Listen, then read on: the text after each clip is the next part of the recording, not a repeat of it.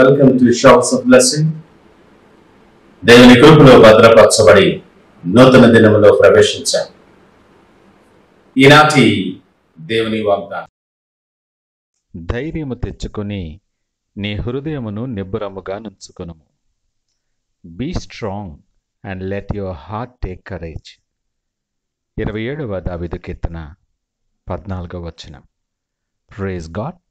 ఈ నూతన దినములో దేవుడు మీ కొరకు సిద్ధపరిచిన ప్రతి దీవెన ఆకాశపు వాకిళ్ళు విప్పి మీ మీద కృంభరించునుగాక.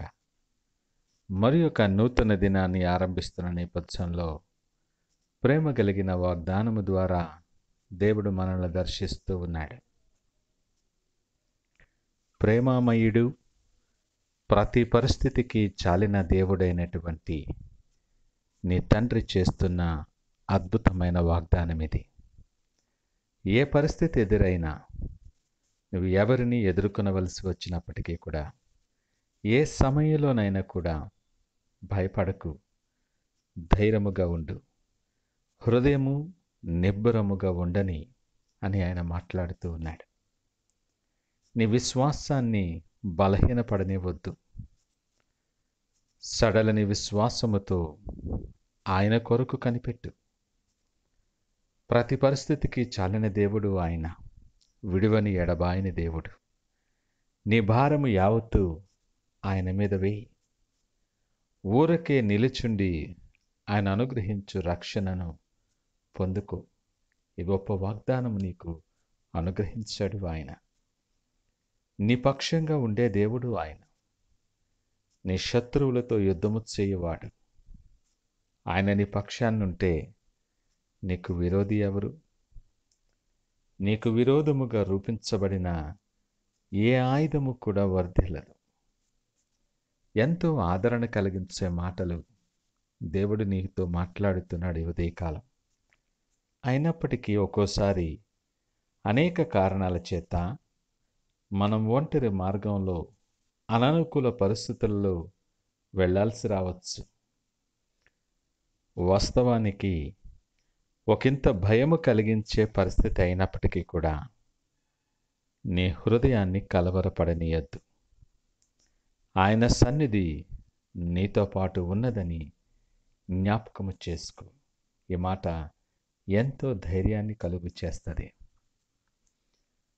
దావీదు అనుభవాన్ని, ఆయన సాక్ష్యాన్ని నువ్వు జ్ఞాపకము చేసుకో. ఆయన అంటున్నాడు, గాఢాంధకారపు లోయలో నేను సంచరించినను, ఏ అపాయమునకు నేను భయపడను. నాకు భయము సంభవించు దినమున నేను నిన్ను ఆశ్రయించుదును. దేవుని యందు నమ్మిక ఉంచి ఉన్నాను, నేను భయపడను. దృఢమైనటువంటి తీర్మానం ఆయనది.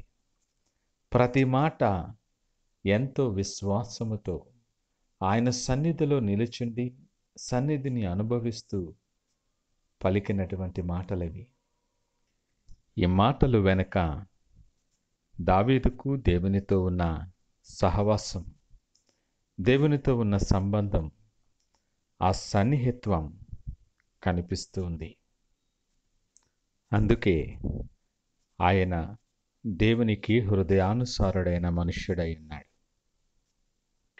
ఈ మాటలు వింటున్న ప్రియ దేవుని జనాంగమా, దావీదు సాక్ష్యాలు నీ జీవితములో కూడా కలిగి ఉండటానికి దేవుడు నీకు పిలుపునిస్తూ ఉన్నాడు. నీ అనుభవాలలో నీవు కూడా గాఢాంధకారపు లోయలో నేను సంచరించినను, ఏ అపాయమునకు భయపడను, ఆయన నాకు తోడుగా ఉంటాడన్న సాక్ష్యాన్ని మేము చెప్పగలిగే ఆ ధన్యతలోనికి మమ్మల్ని నడిపించండి.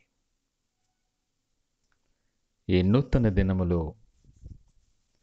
నీకు సహాయము చేసేదనని చెప్పి నీ కుడి చేతిని పట్టుకుంటున్న దేవుడు నీతో సూటిగా అంటున్నాడు మాట.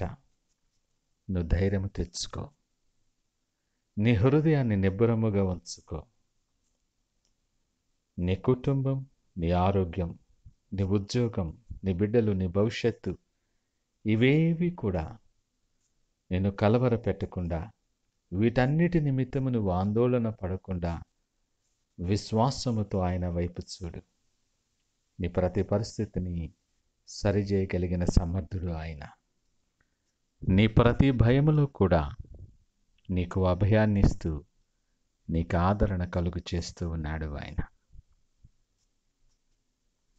ఈ గొప్ప ధన్యతలో నిలుచుండి ఆయనకు ఇష్టమైన బిడ్డగా సిద్ధపరిచిన ప్రతి ఆశీర్వాదాన్ని స్వతంత్రించుకునేలాగిన ప్రార్థన పూర్వకంగా నూతన దినాన్ని ఆరంభిద్దామా?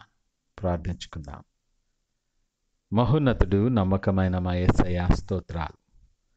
ఈ ఉదయకాల సమయం, ఈ నూతన దినాన్ని మేము ఆరంభిస్తున్న నేపథ్యంలో మాతో మీరు మాట్లాడారు. మీకు వందనాలు. అనేకమైన భయాలు, ఆందోళనలను మమ్మల్ని చుట్టుముట్టి ఉండగా ప్రతి పరిస్థితికి చాలినవాడైనటువంటి దేవా, ధైర్యము తెచ్చుకొని హృదయాన్ని నిబ్బరముగా ఉంచుకొనమని నీవిచ్చిన పిలుపును బట్టి, నీ వాగ్దానాన్ని బట్టి మీకు వందనాలు, స్తోత్రాలు.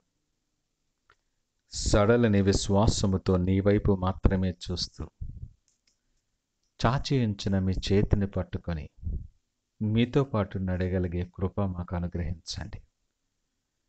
నీకు అంగీకారము కానటువంటి ప్రతి మార్గాన్ని మేము విడిచిపెట్టి నీకు సాక్షులుగా అనేక మందికి దీవెనకరముగా మీరు మార్చుకొని మీరే మహిమ, ఘనత, ప్రభావాలు పొందమని యేసు పరిశుద్ధ నామమున అడిగి వేడుకొనిచున్నాము తండ్రి.